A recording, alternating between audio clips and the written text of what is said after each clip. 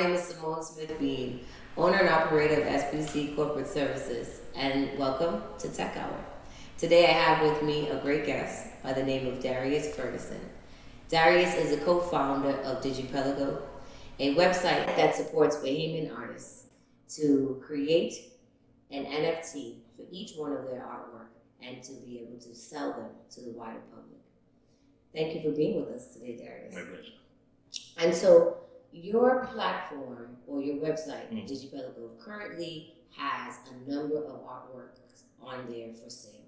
And they also have attached to it an NFT. Tell us more about your website and how you came up with the idea to create Digipelago. Well, I mean, Digipelago, I've been in the blockchain space. It started in 2017.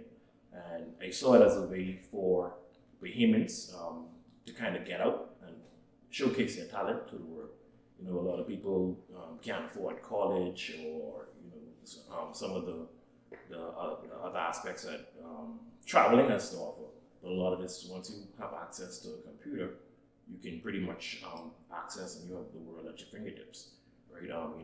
Bahamians, we, in one way creative and another way not so much. I think in creativity, you look at some of the media that we put out, right?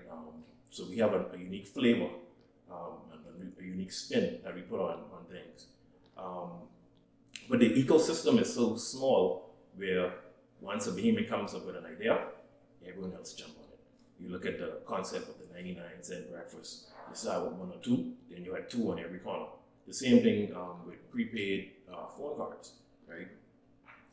You start with a couple, and then like on one corner you'd have maybe 3, 4 of them, and the only way to differentiate themselves was to try to offer discounts, which not doing them a favor.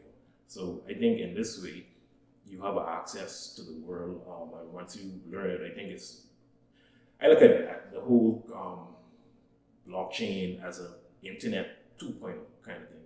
Well, they call it Web 3.0, but it's a new iteration of the internet, right?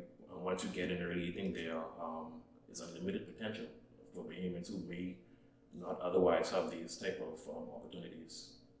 So right now, the website offers the unique ability to purchase Bahamian art via way through an NFT.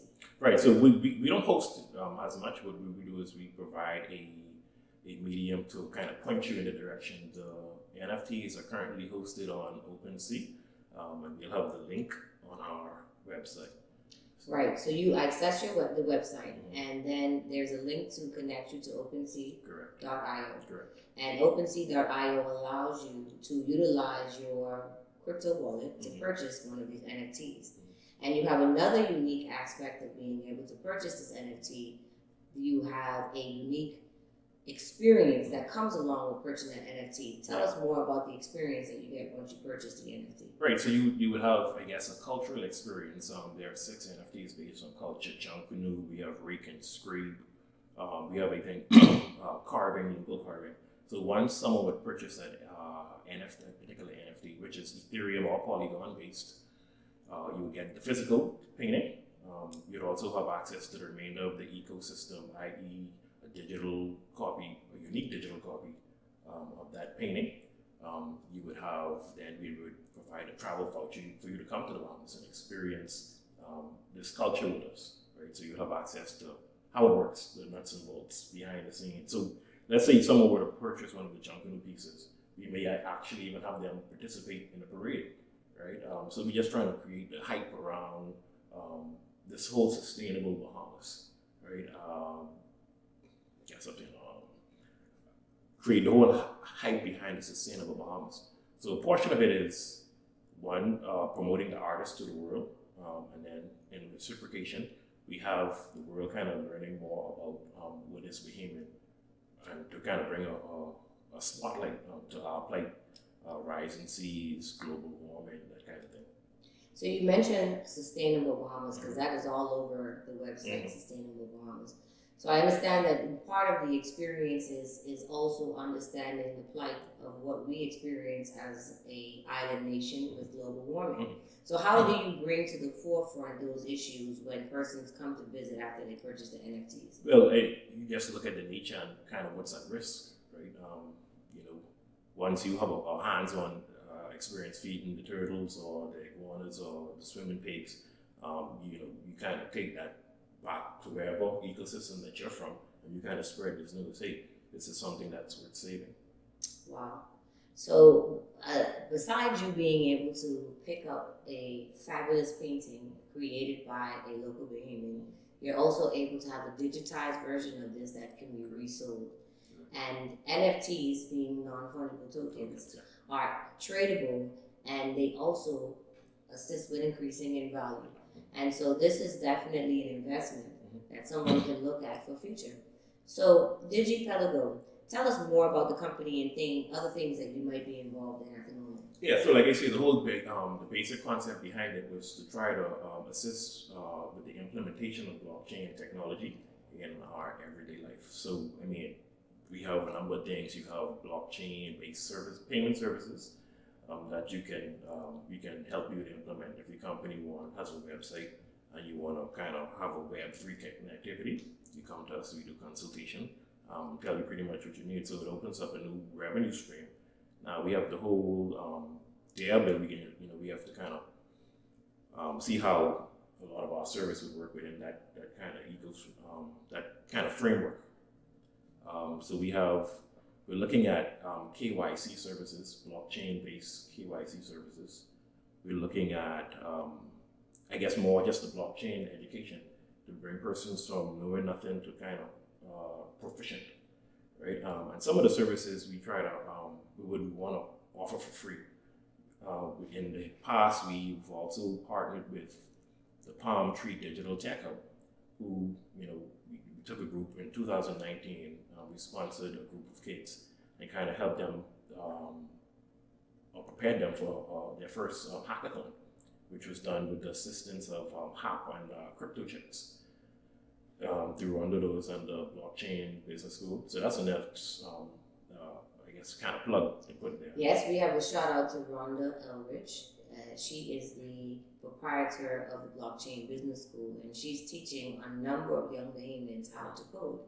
And so coding is so important when we talk about the growth and development of an industry right here in this country, in the Bahamas and across the Caribbean as a whole. So how do you see that aspect of the business developing? Are we seeing more Bahamians getting into the tech space or moving into development? We like money, right? And I think it starts with how much can you make, right? Right now, you have the regular line is to kind of graduate high school and try to find a job with one of the government entities, which is nothing wrong with that, but that's where a lot of people kind of gravitate to, either that or the hotel industry, which we would have seen with COVID. COVID is highly volatile and susceptible to, I guess, the US mainly, right? So them getting into coding is almost bulletproof, right? While getting a good compensation to do it. With the development of this new and emergent industry, which almost could be a third pillar to our economy, how do you see local agencies and organizations supporting the development of our younger persons to be involved in such a lucrative business? Well, I think the government have already seen the foresight. They would have ushered in a number of cryptocurrency or blockchain-based businesses recently. So I think they see the importance or the potential of it, right? As far as the learning locally, I think we need to start syllabus in school. They say to bend a tree while it's young. So we need to start with simple methods of introducing it from the preschool, the ABCs of crypto, and you can work your way straight up and make sure that's encapsulated in the curriculums, right? So the government, I think they should, and then from a private sector portion, maybe initially they can kind of do some sponsors, right, or donations toward the government programs. And then at the back end when these folks would have graduated to kind of provide jobs for them to come and work and display their skills. So for the average person who doesn't understand blockchain technology, how would you explain to them so that they can understand the importance of this technology and how it can help them within the future? Okay. I mean, to me, blockchain is like I say, it's a nascent technology. It's new, and it's based on cryptography, right? So initially, it's a peer-to-peer technology. You don't have to go through any third party. So in a way, it's trustless. You don't have to go to the bank to send something. What they call decentralized. Yeah. So decentralized is where, in terms of the consensus, they have different consensus mechanism based on whichever platform or whatever smart contract it is. So Bitcoin will be on proof of work, where you have a number of computers solving these problems, right?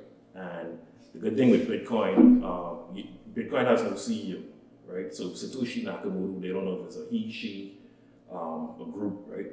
And I think that's one of the reasons that Bitcoin was able to kind of last, because they would have had a number of technologies prior to that, right? But they were centralized, and they had a main office and a CEO. So all the government and the powers that they had to do is to come and identify that person, take all the computers, lock everything down. But with Bitcoin, you have a number of computers around the world, so it's almost impossible to shut down that is Bitcoin.